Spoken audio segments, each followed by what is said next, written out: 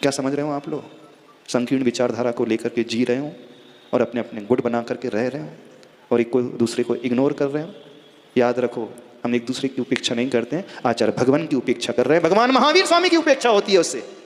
और जो ये उपेक्षा करने वाला होता है तो समझ लेना वो सम्यक दृष्टि रह नहीं सकता, क्योंकि सम्यक दृष्टि जीव तो ऐसा होता ही नहीं। सम्यक दृष्टि का एक लक्षण होता है वात्सल्य, उसके भीतर कूट कूट करके भरा होता है, और जिसके भीतर वात्सल्य होता है वो माँ अपने बेटी की कमी को भी छिपा लेती है।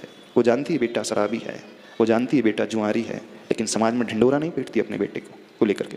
पीटती है क्यों? आपका बेटा यदि व्यसनी हो और उसकी शादी करना है तो पहले ये बताओ कि मेरा बेटा व्यसनी है, हाँ?